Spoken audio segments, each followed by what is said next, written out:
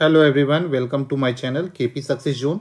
दोस्तों, NCERT geography पढ़ रहे थे और एनसीईआरटी ज्योग्राफी में आज हम लोग करने वाले हैं छठा चैप्टर क्लास नाइन्थ का। ठीक है दोस्तों, क्लास नाइन्थ का छठा चैप्टर है और ये लास्ट चैप्टर है। इसके साथ ही क्लास नाइन्थ कंप्लीट हो जाएगा ज्योग्राफी का।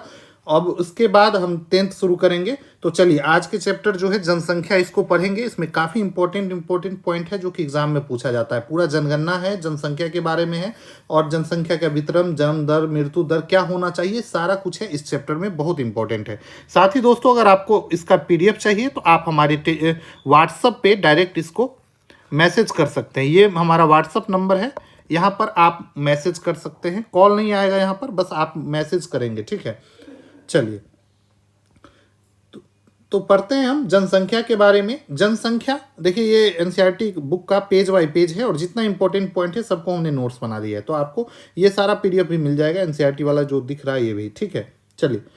मानव स्वयं एक विभिन्न गुणों वाला संसाधन है। मानव भी क्या है? एक संसाधन है। हम जिस चीज को उपयोग करते हैं वो सारा चीज क्या है? एक प्रकार का संसाधन है। और जो मानव, हम लोग जो इस चीज को उपयोग करते हैं वो भी संसाधन है और हम भी एक प्रकार के संसाधन है। मानव संसाधन का निर्माण एवं उपयोग करता है। मानव ही है जो किसी भी चीज को संसाधन बना देता है और उसका निर्माण करता है और उसका उपयोग भी मानव ही करता है। जैसे मानव, जब तक किसी भी चीज को विनाश नहीं कहा जाता है जब तक उससे मानव की जनसंख्या या मानव समाज प्रभावित ना हो। ठीक है, संसाधन भी तभी संसाधन है जब मानव इसका उपयोग में लाता है। ठीक है, आपदा, आपदा भी कभी कोई भी चीज आपदा तब तक नहीं कहा जाता है जब तक वो मानव जाति को हानि न पहुंचाए। तो सारा कुछ जो है दोस्तों मानव केंद्रित है, चाहे वो विनाश हो, आपदा हो, संसाधन हो। ठीक है, सब मानव केंद्रित है। मानव पृथ्वी के संसाधन का क्या करता है? उत्पादन करता है और उपभोग भी करता है। ठीक है, तो मानव जो है एक संसाधन का उत्पादन करता भी है, सृजन करता भी है और उपयोग करता भी है। उपभोग का मतलब होता है उपयोग करना, तो इसको ध्यान रखेंगे।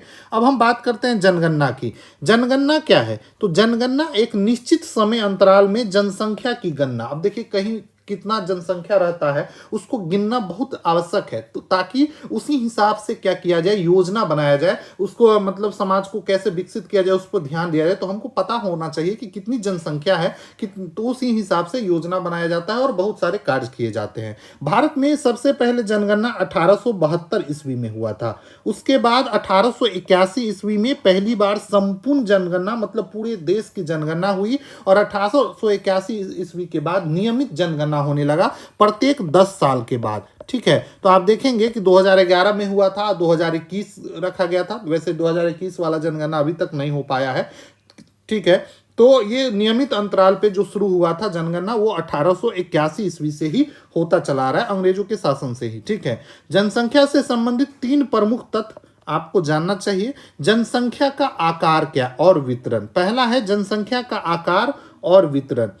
मार्च 2011 में भारत की जनसंख्या, 2011 की जनसंख्या जनगणना के अनुसार भारत की जो जनसंख्या थी वो 12,106 लाख, या इसी को 12.1 करोड़ बोल सकते हैं। ठीक है, तो भारत की जनसंख्या पूछे तो 12.1 करोड़ या फिर 12,106 लाख बोल सकते हैं। ये 2011 की जनगणना के अनुसार। ये जनगणना के अनुसार जो जनसंख्या है भारत का, वो पूरे विश्व की जनसंख्या का 17.5% है। ठीक है, अगर यहाँ पर देखिए मैप में देखेंगे तो ये देखिए, ये अगर पूरा विश्व का जनसंख्या है तो इसमें से ये इतना पार्ट भारत का है। देखिए 17.5%, मतलब 100 लोग अगर पूरे विश्व में निवास करता है तो उसमें 17.5 लोग भारत का है। ठीक है, तो जनसंख्या काफी ज्यादा है। अपने यहाँ चीन के बाद दूसरा स्थान था। विश्व की जनसंख्या का 17.5% लोग विश्व की क्षेत्रफल का 2.4 भूभाग पे हम लोग निवास करते हैं।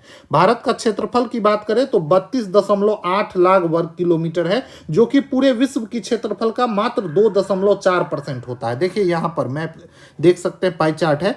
तो भारत जनसंख्या के हिसाब से देखिए इतना बड़ा जनसंख्या है, और अगर आप क्षेत्रफल देखेंगे तो इतना ही जनसंख्या, मतलब कि 17.5% जनसंख्या 2.4% भूमि पर निवास करती है। मतलब कि जनसंख्या घनत्व जो है भारत का काफ़ी ज़्यादा है, लोग मतलब कम घनत्व में ज़्यादा लोग निवास करते हैं, ठीक है। तो विश्व की जनसंख्या का 17.5% लोग विश्व के क्षेत्रफल का मात्र 2.4 भूभाग पर निवास करती है भारत में। तो ये सारा पॉइंट आपको याद होना चाहिए। भारत की जनसंख्या कितनी है? 12.1 करोड़। जब तक हमारा नया जनगणना नहीं आता है तब तक हम लोग 2011 के जनगणना के अनुसार ही पढ़ेंगे, ठीक है। भारत का जनसंख्या विश्व की जनसंख्या का कितना परसेंट है? तो 17.5%। भारत का क्षेत्रफल कितना है? तो 32.8 लाख वर्ग किलोमीटर, और विश्व जो कि विश्व के क्षेत्रफल का 2.4% ही है मात्र। विश्व की जनसंख्या का 17% लोग 17.5% लोग विश्व के क्षेत्रफल का मात्र 2.4 भूभाग पे निवास करती है। इसका अर्थ निकलता है। ये सारा डाटा आपको याद होना चाहिए, एग्जाम में पूछ सकता है। चलिए अब बात करें उत्तर प्रदेश की। उत्तर प्रदेश देश का सबसे अधिक जनसंख्या वाला राज्य है। भारत में सबसे अधिक जनसंख्या कहां पे है? तो उत्तर प्रदेश में है, जो कि कितना है? तो 1990 लाख जनसंख्या जो है कहां पर है? उत्तर प्रदेश में, जो कि पूरे भारत का 16% जनसंख्या, पूरे भारत का 16% जनसंख्या, मतलब भारत में अगर 100 लोग हैं तो उसमें से 16 लोग जो है वो उत्तर प्रदेश का है। इसका यही मतलब निकलता है 16% जनसंख्या का। वहीं बात करें सिक्किम में, तो सिक्किम में जनसंख्या मात्र 6 लाख है। सिक्किम में जनसंख्या कितना है? 6 लाख। तो देख सकते हैं उत्तर प्रदेश जहां पर 1990 लाख जनसंख्या, वहीं सिक्किम में सबसे कम जनसंख्या है 6 लाख, ठीक है। भारत की आधी आबादी केवल 5 राज्यों में, भारत की आधी आबादी जो है वो केवल 5 राज्यों में निवास करती है। वो 5 राज्य है उत्तर प्रदेश, महाराष्ट्र, बिहार, वेस्ट बंगाल और आंध्र प्रदेश। इस 5 राज्यों में जनसंख्या काफी ज्यादा है, और इसका कारण क्या है कि यहाँ की मिट्टी उपजाऊ है, मैदानी भाग है, रहने में सुगम है। तो इन सब कारणों से भारत में इन 5 राज्यों में सारा जनसंख्या, मतलब कि आधा जनसंख्या इस 5 राज्यों में ही सिमट जाता है। जबकि पूरे भारत में 28 राज्य है और 8 केंद्र शासित प्रदेश है, यूनियन टेरिटरी, और स्टेट जो है 28 है। लेकिन इसमें 28 राज्य और 8 यूनियन टेरिटरी में से 5 राज्य ऐसा है जहां पर आधा जनसंख्या निवास करता है, ठीक है। चलिए अब बात करेंगे राजस्थान की। तो राजस्थान क्षेत्रफल के हिसाब से सबसे ज्यादा क्षेत्र ग्रहण करता है। सबसे ज्यादा क्षेत्रफल भारत में जो है वो राजस्थान का है, तो इसको भी याद रखेंगे। और यहाँ पर जनसंख्या 5.5% है, ठीक है। तो यहाँ पर जनसंख्या क्षेत्रफल के हिसाब से काफी कम है। और राजस्थान में आप लोग जानते हैं बहुत सारा मरुस्थल भी है, और थोड़ा मरुस्थलीय क्षेत्र में जीवन जीना कठिन भी है, ठीक है। तो यही कारण है कि यहाँ पर जनसंख्या घनत्व थोड़ा कम है। चलिए भारत में जनसंख्या का वितरण जो है वो असमान है। असमान जनसंख्या का वितरण का मतलब क्या हुआ? तो कहीं पर मतलब कि ज्यादा जनसंख्या है तो कहीं पे कम है। यहां पर देखिए पूरा मैप आपको दिखाया गया है जनसंख्या वितरण का। उत्तर प्रदेश जहां पर देखिए 16% जनसंख्या, महाराष्ट्र में 9%, बिहार में 9%, पश्चिम बंगाल में 8%, मध्य प्रदेश में 6%, तमिलनाडु में 6%, राजस्थान में 6%। तो ये पूरा डाटा है, इसको आप लोग देख लेंगे। आपको बस ध्यान रखना है कि सबसे ज्यादा 16% जनसंख्या कहां पर है? उत्तर प्रदेश में। और सबसे कम देखेंगे तो देखिए ये दिल्ली में 1%, उत्तराखंड में 1%। तो ये सब राज्य जहां पर जनसंख्या काफी कम है, ठीक है। तो जनसंख्या का घनत्व जो है, जनसंख्या का वितरण जो है, इसी को बोलते हैं कहीं ज्यादा है तो कहीं कम है। मतलब भारत में जनसंख्या का वितरण असमान है, मतलब एक समान रूप से नहीं है, ठीक है। अब बात करेंगे भारत में जनसंख्या घनत्व के बारे में।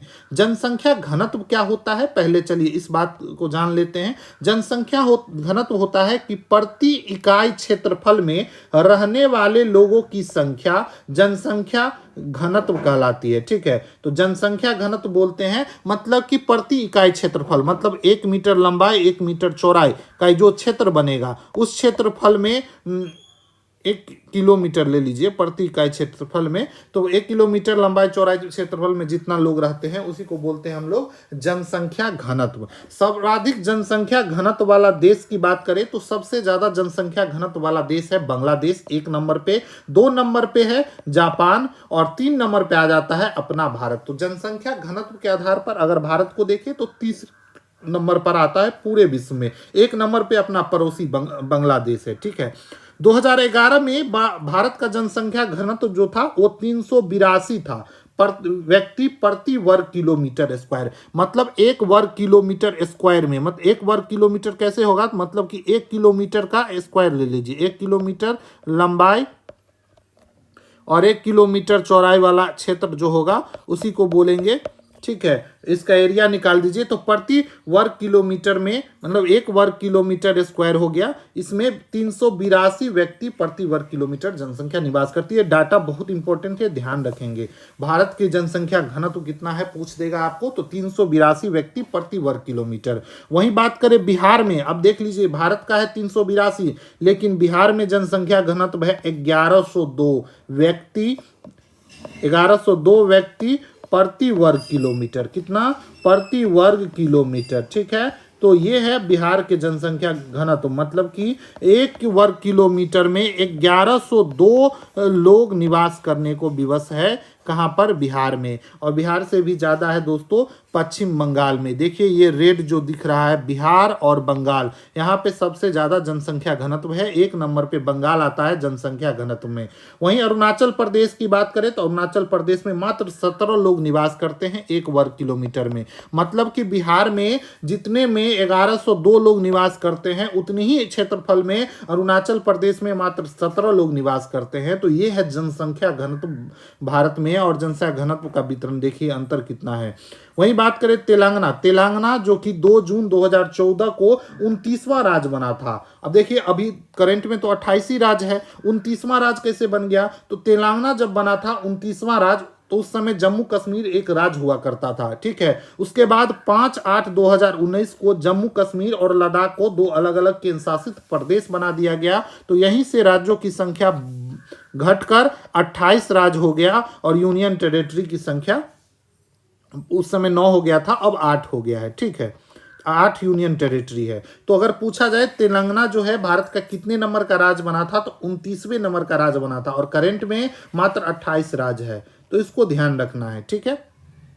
चलिए अब हम देखेंगे कम जनसंख्या घनत्व वाला राज्य कौन कौन सा है। तो कम घनत्व वाला राज्य जो हो जाता है, जो जितना भी पर्वतीय क्षेत्र है। अब देखिए पर्वतीय क्षेत्र में लोग दूर दूर निवास करते हैं, हर जगह रहने वाला जगह नहीं होता है। यही कारण है कि पर्वतीय क्षेत्रों में जनसंख्या का घनत्व कम देखने को मिलता है। उसमें पूर्वोत्तर भारत जैसे असम, नागालैंड, अरुणाचल प्रदेश, सिक्किम, ये सब जितना भी पूर्वोत्तर भारत है वाला राज्य है, यहाँ पर भी दोस्तों आपको जनसंख्या घनत्व काफी कम मिलता है। यहाँ पर जंगल ज्यादा है, लोग कम है, यही कारण है कि जनसंख्या घनत्व यहाँ पर कम है, ठीक है। तो जहाँ पर मिट्टी उपजाऊ है वहाँ पर ही घना जनसंख्या आपको देखने को मिलता है, ठीक है। जनसंख्या घनत्व ज़्यादा देखने को मिलता है। अब हम देखेंगे मध्यम जनसंख्या घनत्व वाला राज्य कौन सा हो जाएगा। तो मध्यम जनसंख्या घनत्व वाला राज्य हो जाएगा आपको असम। उसके बाद प्रायद्वीपीय राज्य, प्रायद्वीपीय राज्य कौन सा हो गया? तो ये देखिए ये है प्रायद्वीपीय राज्य। भारत का जो ये निचला हिस्सा है जिसमें केरल, कर्नाटका, तमिलनाडु, ये सब जो है प्रायद्वीपीय भारत का राज्य है। और यहाँ पर भी आपको जनसंख्या घनत्व मध्यम देखने को मिलता है और असम में भी मध्यम देखने को मिलता है। कारण क्या है? तो पहाड़ी है ये सब इलाका, पथरीली भूभाग, कम वर्षा होता है और उपजाऊ मिट्टी भी कम है, जिस कारण से यहाँ पर जनसंख्या घनत्व मध्यम देखने को मिलता है। अब हम देखेंगे सर्वाधिक जनसंख्या घनत्व वाला राज्य। तो उत्तरी मैदानी भाग, उत्तरी मैदानी भाग में आपको जो भी आ जाएगा बिहार, मध्य प्रदेश, पश्चिम बंगाल, ये सब जो है, और दक्षिण में केरल, यहाँ पर जनसंख्या घनत्व सबसे अधिक देखने को मिलता है। इसका कारण क्या है कि यहाँ पर भूमि जो है समतल है, यहाँ पर रहना आसान है, मिट्टी उपजाऊ है, खेती बाड़ी अच्छे से होता है। इन सब कारणों से सर्वाधिक जनसंख्या घनत्व आपको देखने को मिलता है, ठीक है। चलिए अब आगे देखेंगे जनसंख्या वृद्धि और जनसंख्या परिवर्तन की प्रक्रिया। जनसंख्या वृद्धि और जनसंख्या परिवर्तन, आबादी की संख्या वितरण में लगातार परिवर्तन हो रहा है। यहाँ परिवर्तन की 3 प्रक्रिया है। एक तो है जन्म, कोई भी व्यक्ति अगर जन्म लेता है, नए लोग आते हैं तो जनसंख्या बढ़ेगा ही, तो जनसंख्या में अंतर देखने को मिलता है। मृत्यु होने पर भी जनसंख्या में अंतर देखने को मिलता है। और एक प्रवास भी है। प्रवास का मतलब होता है कि एक जगह से कोई व्यक्ति दूसरे जगह चला जाता है। अब मान लीजिए कोई भारत में बिहार का व्यक्ति है और वो जाकर रहने लगा गुजरात में, तो ये प्रवास हुआ, बिहार से कहाँ गुजरात चला गया, तो इसमें जनसंख्या का प्रवास हो गया। तो बिहार में जनसंख्या क्या हो जाएगा? कम हो जाएगा और यहाँ गुजरात में जनसंख्या बढ़ जाएगा। तो जनसंख्या प्रवास से भी क्या होता है, जनसंख्या के वितरण में अंतर देखने को मिलता है, ठीक है। जनसंख्या वृद्धि 10 वर्ष क्या कहलाता है? अब देखिए जनसंख्या वृद्धि क्या है, तो 10 वर्ष को के भीतर किसी देश और राज्य की जनसंख्या में वृद्धि जनसंख्या वृद्धि कहते हैं। चूंकि 10 वर्ष इसीलिए क्योंकि 10 वर्षों पे हमारे यहाँ जनगणना होती है। ठीक है, अब हम बात करेंगे निरपेक्ष वृद्धि की। निरपेक्ष वृद्धि क्या है कि एक दशक में बढ़ी जनसंख्या के परिमाण को जनसंख्या का निरपेक्ष, मतलब एक 10 साल में जो वृद्धि होती है जनसंख्या उसके परिमाण को हम बोलते हैं निरपेक्ष वृद्धि। निरपेक्ष वृद्धि 2001 की जनसंख्या में से 2011 की जनसंख्या को घटा देंगे तो ये जो आएगा उसका जो परिणाम आएगा तो वो आ जाएगा, परिमाण लेंगे मतलब माइनस प्लस न लेके एग्जैक्ट डाटा लेंगे, उसको हम लोग बोलेंगे निरपेक्ष वृद्धि। और इसको हम कैसे निकालेंगे, तो 2001 की जनसंख्या माइनस 2011 की जनसंख्या। ठीक है, अब बात करेंगे जनसंख्या वृद्धि दर, तो प्रति वर्ष जनसंख्या में वृद्धि कितनी हो रही है उसको बोलेंगे जनसंख्या वृद्धि दर, मतलब प्रत्येक वर्ष जनसंख्या में जो वृद्धि होती है उसी को जनसंख्या वृद्धि दर बोलेंगे। तो ये सारा चीज आपको याद होना चाहिए। अब बीपीएससी भी कॉन्सेप्चुअल क्वेश्चन पूछती है, तो इस तरीके से थ्योरी अगर आपका क्लियर रहेगा तो कंसेप्ट आपका अच्छा हो जाएगा और आपको क्वेश्चन करने में आसानी होगी। ठीक है, तो 70वीं बीपीएससी आ रहा है नवंबर में और टीआरई 4 का भी एग्जाम होने वाला है। तो इन सभी चीज़ों के लिए या फिर किसी और एग्जाम के लिए पढ़ रहे हैं जहां पर ज्योग्राफी पूछा जाता है, आपको ये क्लास काफ़ी इंपॉर्टेंट है। और देखिए ज्योग्राफी में क्लास 6 से लेके पूरा क्लास 10 तक कवर कराया जाएगा, उसके बाद हो सके तो 11 12 भी कराया जाएगा। ठीक है, लेकिन ये क्लास काफ़ी इंपॉर्टेंट है तो आप जरूर देख लीजिएगा। 10 तक तो आपको जरूर क्लियर होना चाहिए ताकि एक एक चीज़ बेसिक आपका क्लियर रहे। और ज्योग्राफी का वेटेज आप लोग बीपीएससी में देखे होंगे, टीआरई 3 में ज्योग्राफी एनवायरनमेंट से 30 क्वेश्चन पूछा गया था। तो हो सकता है आपके एग्जाम जो बीपीएससी होने वाले हैं 70वीं, उसमें भी अच्छा खासा क्वेश्चन यहाँ से देखने को मिलेगा। ठीक है, चलिए अब हम बात करें तो 1951 से 1981 ईस्वी के बीच मैप में यही दिखाया गया है कि जनसंख्या की वार्षिक वृद्धि दर नियमित रूप से बढ़ा है। मतलब जनसंख्या का वार्षिक वृद्धि है जो कि हर नियमित रूप से बढ़ा है। 1951 में जहां पर 36 मतलब 3610 लाख जनसंख्या था भारत का, वही 1981 में 6830 लाख भारत का जनसंख्या पहुंच गया। 1981 ईस्वी में वृद्धि दर धीरे धीरे 1981 ईस्वी के बाद वृद्धि दर धीरे धीरे कम होने लगा, लेकिन प्रत्येक दशक में फिर भी नियमित वृद्धि जो है वो होती ही चली गई। इसका कारण क्या है, क्योंकि हमारे यहाँ आबादी अब बहुत ज्यादा बढ़ गई है। जनसंख्या वृद्धि या परिवर्तन की प्रक्रिया में सबसे पहले हम बात करेंगे प्राकृतिक वृद्धि। प्राकृतिक वृद्धि कहलाता है जन्म दर और मृत्यु दर, दोनों को माइनस करेंगे, इसी से हमको ना पता चलेगा कि कितना लोग का जन्म हुआ और कितने लोग की मृत्यु हो गई। अब दोनों को घटा दीजिए तो आपको पता चलेगा कि कितनी वास्तविक जनसंख्या बढ़ी। जन्म दर क्या है और मृत्यु दर क्या है, दोनों को देखेंगे तो जन्म दर होता है एक वर्ष में प्रति 1000 व्यक्तियों में जीवित बच्चे, मतलब कि 1000 बच्चे प्रति 1000 व्यक्ति में, मतलब 1000 व्यक्ति का अगर बच्चा हुआ उसमें कितने बच्चे जीवित रहे, तो जो जीवित बच्चे होंगे वही क्या हो जाएगा, जन्म दर। ठीक है, जन्म दर। और मृत्यु दर में वही है 1000 व्यक्ति में कितने बच्चे की डेथ हो जाती है जन्म के समय ही, तो उनको बोला जाता है मृत्यु दर। ठीक है, तो आप लोग समझ गए होंगे। और जन्म दर और मृत्यु दर के अंतर को ही हम लोग बोलते हैं प्राकृतिक वृद्धि। प्राकृतिक रूप से जो वृद्धि हुई वो क्या हुआ, तो जन्म दर माइनस मृत्यु दर, इसको ध्यान रखेंगे। ठीक है, काफी इंपॉर्टेंट है। भारत में जन्म दर हमेशा मृत्यु दर से अधिक ही रहा है। भारत में जन्म दर जो है हमेशा मृत्यु दर से अधिक ही रहा है और यही कारण है कि हमेशा भारत में जनसंख्या बढ़ती रही है। अब बात करें प्रवास की। प्रवास आपको समझाई दिए हैं कि लोगों का एक क्षेत्र से दूसरे क्षेत्र में चले जाना प्रवास कहलाता है। और अधिकतर लोग ग्रामीण क्षेत्रों से शहरी क्षेत्र की ओर प्रवास करते हैं। कारण क्या है, और ग्रामीण क्षेत्र से शहर क्षेत्र की ओर जाना, इसी को पुश बोलते हैं, अभिकर्षण बोलते हैं। इसका कारण क्या है, लोग रोजगार में वृद्धि के लिए कमाने के लिए जाते हैं बाहर, या अच्छा जीवन स्तर हो, लोगों को लगता है कि हम बड़े शहर में रहेंगे तो अच्छा हमारा जीवन स्तर अच्छा होगा, हमारे बच्चों को अच्छे स्कूल में अच्छे स्वास्थ्य इन सब चीज मिलेगा। तो इन सब चीजों के कारण लोग ग्रामीण क्षेत्रों को छोड़कर शहरी क्षेत्रों में प्रवास कर देते हैं, जिसके कारण ग्रामीण क्षेत्रों की जनसंख्या कम और शहरी क्षेत्रों की जनसंख्या बढ़ती जा रही है। 2011 में नगरीय जनसंख्या 53% हो गई। भारत में 2011 की जनसंख्या में अगर नगर की जनसंख्या देखें तो 53% हो गई है। ठीक है, अब हम बात करेंगे भारत में आयु संरचना के बारे में। आयु संरचना देखिए, आयु संरचना में बच्चा, वयस्क और वृद्ध 3 भागों में बांटेंगे। बच्चा कितने हैं? तो 15 वर्ष तक के जो भी लोग हैं उसे बच्चा वाले श्रेणी में रखेंगे। 15 से 59 वर्ष के जो लोग हैं उसको वयस्क बोलते हैं। वयस्क जो है उत्पादनशील होता है, प्रजननशील होता है और कार्यशील होता है। और बच्चा जो है ये काम नहीं करता है, कार्यशील नहीं होता है, ये अपने माता पिता पे निर्भर रहते हैं 15 साल तक। वयस्क हो जाने पे उत्पादनशील है, हो जाते हैं, प्रजननशील मतलब जनसंख्या भी बढ़ाते हैं, काम भी वही करते हैं। सारा भार जो है भारत में ही या कहीं भी वयस्कों पे ही होता है। उसके बाद हो जाते हैं वृद्ध, 59 साल या 60 साल हमारे यहाँ रिटायरमेंट का एज हो जाता है। और उसके बाद या तो लोग उत्पादनशील होते भी हैं या फिर अवकाश प्राप्त मतलब कि रिटायर हो जाते हैं हमारे यहाँ। तो ये हमारे जनसंख्या की आयु संरचना है, ठीक है। और इस तरीके से होता भी है हमारे समाज में।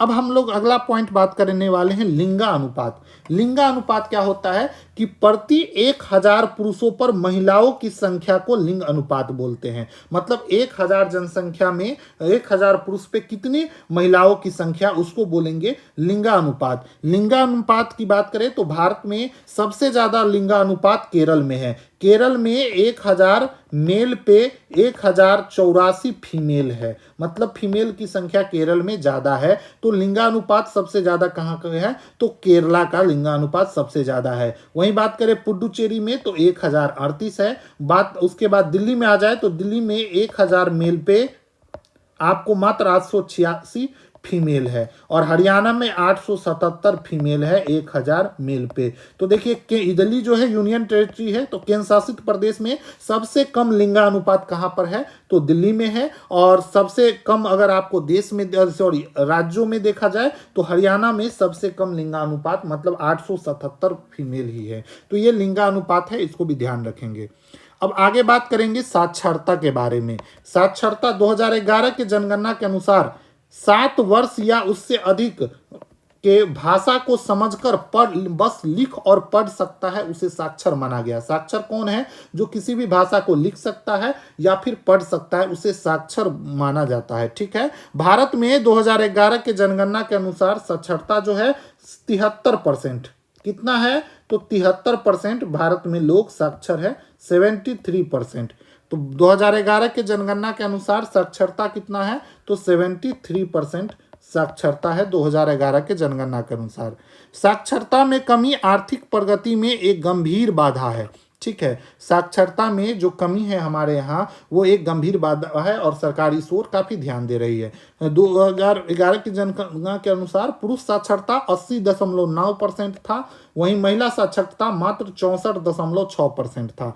तो देखिए काफी अंतर था। लेकिन आजकल देख रहे होंगे आप महिला साक्षरता पर काफी बल दिया जा रहा है, काफी सारी योजना चलाई जा रही है, लड़कियों को स्कूल पहुंचाने के लिए बहुत सारे प्रयास किए जा रहे हैं। हर पंचायत में एक हाई स्कूल बनाया गया है, हर 1 किलोमीटर पे प्राइमरी, हर 2 किलोमीटर पे मिडिल स्कूल। तो इन सब चीज़ों की व्यवस्था की गई है ताकि ग्रामीण परिवेश में ही लड़कियां जो दूर पढ़ने जाने में पहले असक्षम थी, मतलब दिक्कत होता था, बहुत सारे इसके कारण भी थे, कम लड़कियां पढ़ पाती थी। लेकिन अब क्या हो गया है, अब स्कूलों की सुविधा ज़्यादा हो गई है जिसके कारण महिला सशक्तता में नया जनसंख्या जो आएगा, जनगणना आएगा, तो उसमें आप देखेंगे कि काफ़ी परिवर्तन आपको देखने को मिलेगा, ठीक है।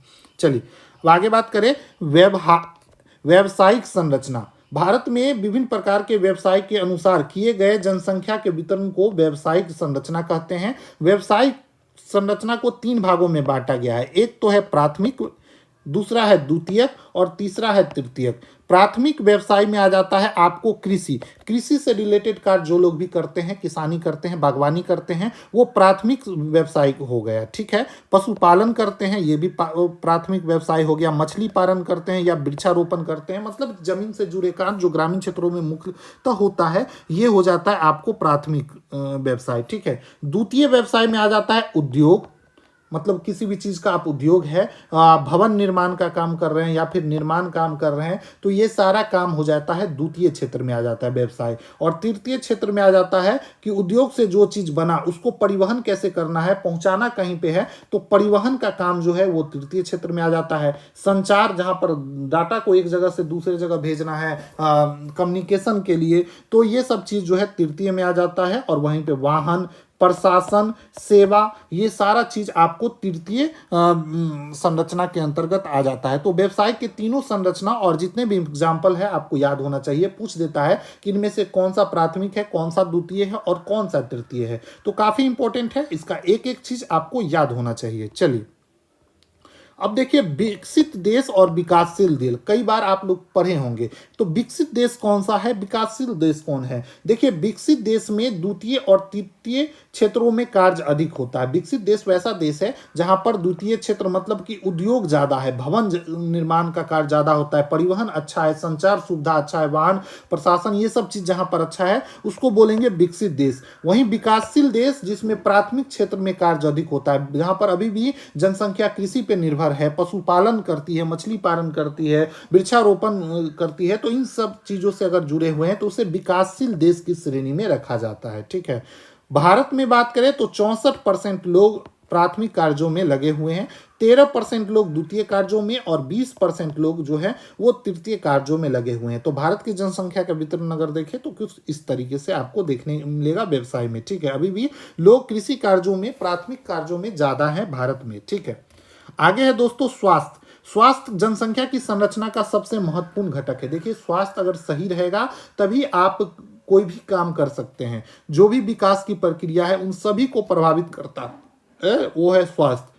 औसत आयु भारत में 67.9% है, 9 वर्ष है। 2011 में के अनुसार 67.9 वर्ष, 67.9 वर्ष एज है, जो कि औसत है, एवरेज एज है भारत के लोगों का। 1951 में ये मात्र 36.7 वर्ष, मतलब कि मात्र 36 एवरेज लोग जो है 36.7 वर्ष ही जीते थे। लेकिन 2012 में एवरेज लोगों की जो जीने की वो है वो 67.9 वर्ष हो गया, मतलब अधिकतर लोग इतने वर्ष जीते हैं। ठीक है, अभी भी प्रति व्यक्ति कैलोरी की खपत का स्तर भारत में अभी भी प्रति व्यक्ति कैलोरी, मतलब कि जितना खाना जितना कैलोरी मिलना चाहिए उतना नहीं मिल पाता है, काफी कम है। और हमारी जनसंख्या का बड़ा भाग अभी भी कुपोषण से प्रभावित है। भारत के जनसंख्या का बड़ा भाग अभी भी क्या है, कुपोषण से प्रभावित है।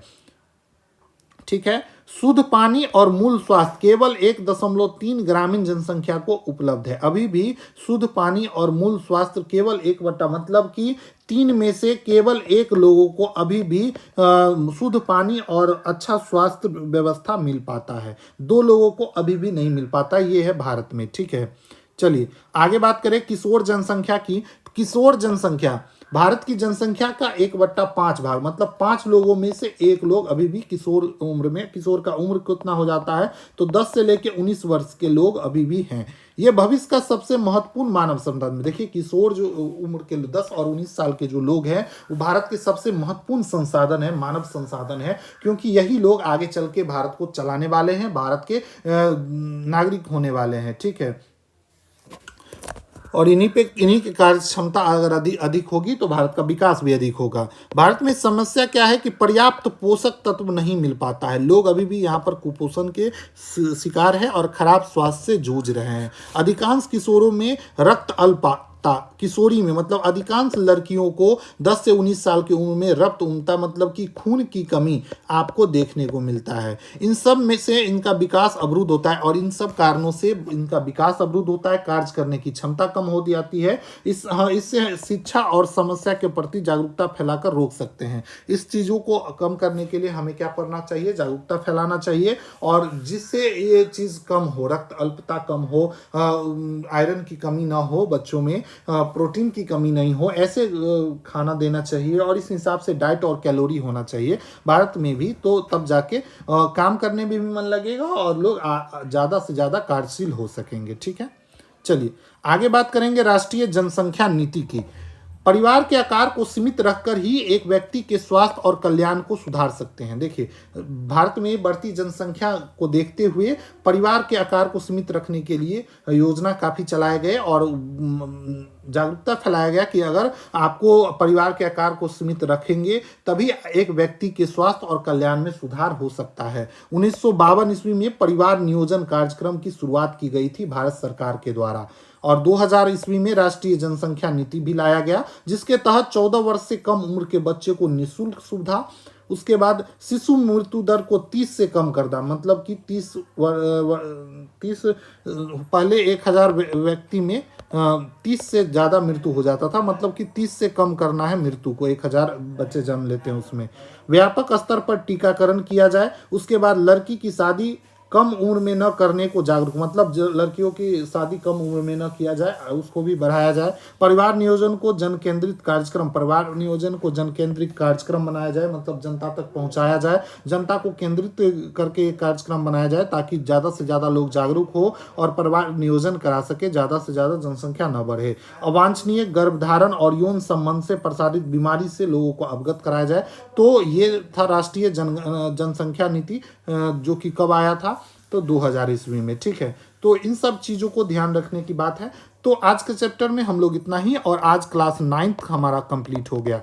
तो आप लोग को वो वीडियो अच्छा लगा हो तो अपने दोस्तों के साथ शेयर कीजिए, चैनल को सब्सक्राइब कर लीजिए। साथ ही दोस्तों हमारा जो करंट अफेयर भी चल रहा है, जिसमें जनवरी 2024 का बिहार स्पेशल हम करंट अफेयर आपको को करा रहे हैं। जनवरी हो गया है, फरवरी कल आ जाएगा या फिर आज शाम तक चला जाएगा, तो फरवरी भी लगभग कंप्लीट है, फरवरी का भी करंट अफेयर आ जाएगा। इस तरीके से हम एग्जाम तक, बीपीएससी का एग्जाम तक जितना भी करंट अफेयर होगा बिहार से रिलेटेड, वो सारा आपको करा देंगे ताकि आप अच्छे स्कोर कर सके, ठीक है। साथ ही हमारे चैनल पे आपको पूरा मॉडर्न हिस्ट्री मिल जाएगा, भारतीय राष्ट्रीय आंदोलन का पूरा मैराथन मिल जाएगा।